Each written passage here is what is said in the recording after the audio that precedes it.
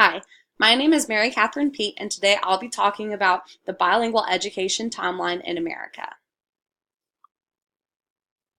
In 1839, Ohio passed the first law to allow a bilingual education. There was a school made in Cincinnati to aid the large German population that they had, meaning that they could be taught in both English and German. This was the first introduction to a bilingual school in the United States. In 1870, New Mexico passed a law to permit Spanish-speaking instruction in public elementary schools. This was the first introduction or acceptance of Spanish language in the United States. Because Spanish is now the second most spoken language in the United States, this makes it an even more prominent event.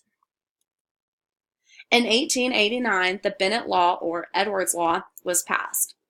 This law said that kids ages 8 to 14 years of age had to be taught in English in 3 subjects: reading, writing, and arithmetic. This meant that they were not allowed to be taught in any other language in those 3 subjects. People got really mad, especially because of the large German population that our country had at the time. This is important because it made the government realize how much people cared about being taught in a different language and how much parents cared about carrying on their culture. In 1958, the National Defense Education Act was passed. This was passed after the Soviet Union sent Sputnik to space. This scared our president, who was Eisenhower at the time, because he was afraid that our children were not getting enough technology in their education. So this helped implement science, math, and more modern day foreign language into our education system. This was an important act for ESL because it provided aid to ESL programs as well. In 1965, the Elementary/Secondary Education Act was passed. This act said that the government could fund educational programs that were considered essential for children and public education. The Bilingual Education Act that was being written at the time was deemed essential and became a federal statute. This was finally funded in 1968. In 1968, the Bilingual Education Act was put into place. This required schools to provide a bilingual education program. This was passed during a time of growing immigration in which more and more bilingual students were coming into our country. It was also passed during many civil rights movements, which made it important too. This provided funding to over 76 bilingual programs supporting over 14 languages. In 1982, there was an amendment to the Bilingual Education Act. The Secretary of Education at the time, Terrence Bell, thought that the guidelines for the original act were too inflexible. He said that Title VI programs should be an option.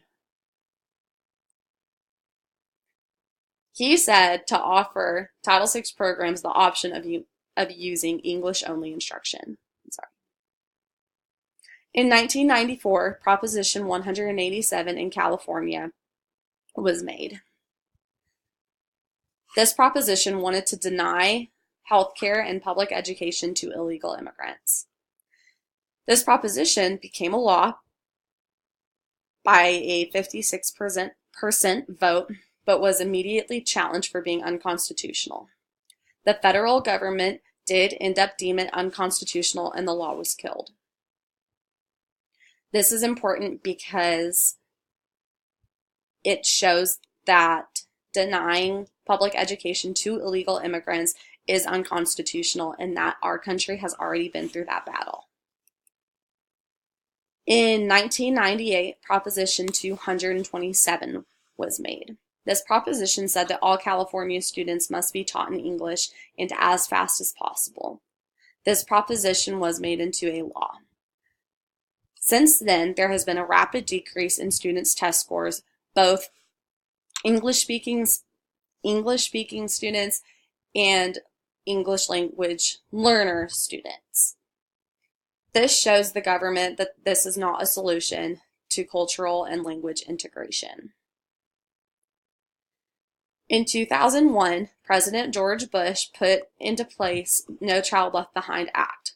This act implements a lot of things, but the main thing that it implemented was making each state test public school students from 3rd to 8th grade. For ELL students, it gave parents a choice to enroll a child in a bilingual program. The maximum amount of time that a child can spend in a bilingual program is 3 years. After 3 years in a bilingual program, students have to be taught in English only. Thank you for listening to my presentation, and I hope you enjoyed it.